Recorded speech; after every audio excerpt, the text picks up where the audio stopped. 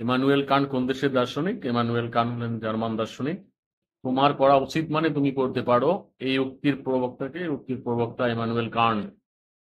কান্টের মতে নৈতিক নিয়মের উৎস কি? কান্টের মতে নৈতিক নিয়মের উৎস হলো নৈতিক আদর্শ।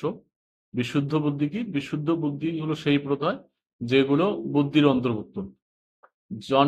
দুইজন উপযোগবাদী দার্শনিক হলেন জন স্টুয়ার্ট মিল এবং জেরেমি বেনথাম। জে.এস. মিলের পূর্ণ নাম কি? জন স্টুয়ার্ট মিল। সুখবাদ কি? সুখবাদ হলো সেই মতবাদ যা মনে করে সুখেই জীবনের চরম ও পরম লক্ষ্য। উপযোগবাদের মূলনীতি কি? উপযোগবাদের মূলনীতি সর্বাধিক সংখ্যক মানুষের জন্য সর্বাধিক পরিমাণ সুখ, অর্থাৎ maximum happiness for the maximum number of the people. কান্টের নীতি দর্শনের মূল সূত্রগুলো কি? কান্টের নীতি দর্শনের মূল সূত্র তিনটি, যথা সদিচ্ছা, কর্তব্যের জন্য কর্তব্য এবং শর্তহীন আদেশ। ঐচ্ছিক ক্রিয়া কি? ঐচ্ছিক ক্রিয়া হলো সেই ক্রিয়া যা মানুষ স্বেচ্ছায় করে থাকে, সজ্ঞানে করে থাকে। বেনথাম ও মিলের উপযোগবাদের দুটি পার্থক্য। বেনথাম তার উপযোগবাদে কেবল পরিমাণগত সুখের উল্লেখ করেছেন, আর মিল পরিমাণ এবং গুণগত উভয় সুখের উল্লেখ করেছেন। বেনথামের সুখবাদ স্থূল সুখবাদ ও অমার্জিত সুখবাদ, আর মিলের সুখবাদ মার্জিত সুখবাদ বা সূক্ষ্ম সুখবাদ। জে.এস. মিলের রচিত একটি নীতিবিদ্যা সম্পর্কিত একটি বইয়ের নাম হলো ইউটিলিটারিয়ানিজম, যার বাংলা অর্থ উপযোগবাদ। তাহলে উপযোগবাদের ইংরেজি প্রতিশব্দ কি? ইউটিলিটারিয়ানিজম। এর ইংরেজি বানানটা তোমরা দেখে নিবা। ইমানুয়েল কান্টের জীবনীকাল কত, অর্থাৎ তিনি কত সালে জন্মগ্রহণ করেন এবং কত সালে মৃত্যুবরণ করেন? ইমানুয়েল কান্ট 1724 সালে জন্মগ্রহণ করেন আর 1804 সালে মৃত্যুবরণ করেন, অর্থাৎ তার জীবনকাল 80 বছর। নৈতিক বিচারের কর্তা কি? নৈতিক বিচারের কর্তা ব্যক্তির বিবেক। মিল কোন দেশের দার্শনিক? মিল ইংল্যান্ডের দার্শনিক। কান্টের মতে প্রাচীন গ্রিক দর্শনে কতটি ভাগে বিভক্ত ছিল? কান্টের মতে প্রাচীন গ্রিক দর্শন 3 ভাগে বিভক্ত, যথা পদার্থবিদ্যা, নীতিবিদ্যা এবং যুক্তিবিদ্যা।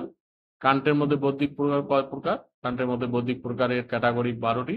কান্টের মধ্যে অবধারণ কয় প্রকার? কান্টের মধ্যে অবধারণ হলো 2 প্রকার, সংশ্লেষক অবধারণ এবং বিশ্লেষক অবধারণ। মিলের মতে আনন্দ কি? মিলের মতে আনন্দ বলতে সুখের উপস্থিতি এবং দুঃখের অনুপস্থিতিকে বুঝেছেন। উপযোগবাদ কয় প্রকার এবং কি কি? উপযোগবাদ 2 প্রকার, যথা কার্য সম্পর্কিত উপযোগবাদ এবং নিয়ম সম্পর্কিত উপযোগবাদ। সুখবাদের হেয়ালি কি? সুখবাদের হেয়ালি হলো আমরা যত বেশি সুখ কামনা করব পরিমাণে তত কম সুখ পাবো, তাই সুখ লাভের জন্য আমাদের কিছু সময়ের জন্য হলেও সাময়িকভাবে সুখে ভুলে থাকতে হবে। বোধ শক্তি প্রকৃতিকে গঠন করে, বা আন্ডারস্ট্যান্ডিং মেক্স দ্য নেচার, এই উক্তির প্রবক্তা হলেন ইমানুয়েল কান্ট। তোমার করা উচিত মানে তুমি করতে পারো, এই উক্তির প্রবক্তা ইমানুয়েল কান্ট। আত্মসুখবাদ কি? আত্মসুখবাদের মূল কথা হলো ব্যক্তির নিজের সুখেই তার পরম সর্বাধিক মানে চরম লক্ষ্য, তার জীবনের চরম লক্ষ্য, অর্থাৎ ব্যক্তির একমাত্র লক্ষ্য হলো তার নিজের সুখ কামনা করা। ইমানুয়েল কান্ট কোন দেশের দার্শনিক? ইমানুয়েল কান্ট জার্মান দার্শনিক। কান্টের একটি বিখ্যাত নীতিবিদ্যা সম্পর্কিত বিখ্যাত বই হলো the fundamental principles of the metaphysics of morals. এছাড়া তার আরো বই আছে critique of pure reason, critique of practic reason.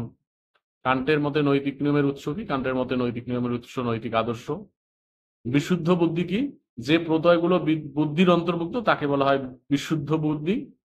নৈতিক বিচারের কর্তাকে? নৈতিক বিচারের কর্তা ব্যক্তির বিবেক। কান্টের মতে শর্তহীন আদেশ কি?